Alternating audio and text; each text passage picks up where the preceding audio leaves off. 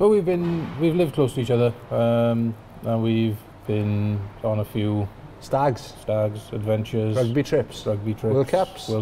We've always been in touch since since 2004. Fateful date 10 years ago. When I was first diagnosed with depression in 2011, when I finally was able to get around and talk to some friends, Gareth was one of the first people I turned to. And in fairness, although he comes across as a bit of a clown, yeah, thanks. Pleasure, anytime. We were able to go out for a few drinks, a meal, and just have a chat, really. And it was just nice to be able to talk to somebody normally about what I was going through. It was nice to just have a friend who'd sit on the other side of the table and just feel normal again, which is something I hadn't felt for such a long time. With Gar, it's just easy. It flows because it's not talking about mental health problems. It's just saying, you've got to, it takes a bit of courage to be able to start saying things like, oh, I was feeling like this and I felt like that and I thought about doing this. But as soon as we got over that barrier, it just became easy, and like having a conversation. 1 minute we'd be talking about mental health and how I'd been feeling in the last week, and then we'd go on to, how rubbish Swansea are in the Premier League this year. I've been through an episode recently, and we went on the stag do. We did, yeah. It was just nice, relaxing again.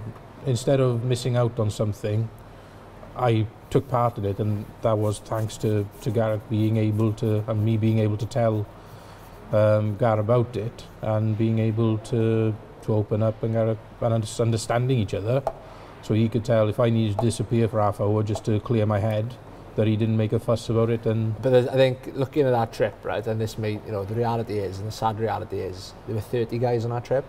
I reckon how many of those are going through a similar thing that you've gone through? Yeah, they probably are. I probably haven't said anything. You analyse yourself in a way, do you know what I mean? And when, if you're going through sort of changes, when you're, I don't know, renovating a house or doing whatever, something quite stressful, and you think, oh, even though you were feeling a little bit down in the dumps or doom and gloom or what have you, nothing to the extremes that we've spoken about, but it makes you think, doesn't it? It makes you conscious, makes you aware. Like, we've spoken about it before. It's like growing up where we grew up. Yes. Back in the sticks. Yeah. Oh, I'm not feeling too. Oh, what's wrong with you, man? Yeah. Grow up. Pull yourself together. Pull your socks up. Yeah. Got a broken leg or something. Oh, there we are. Don't worry, we'll get you back on physio, back on the field in no time. Yeah. Or feeling a bit sad today. What the hell's wrong with you? Nothing wrong with you.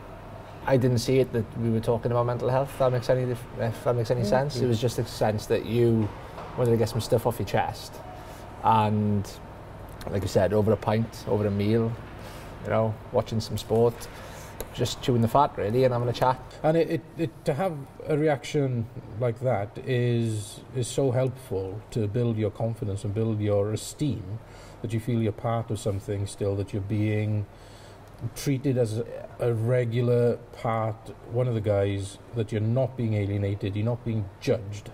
That normality with the banter was really, really useful. Yeah. Dangerous word, banter. Banter.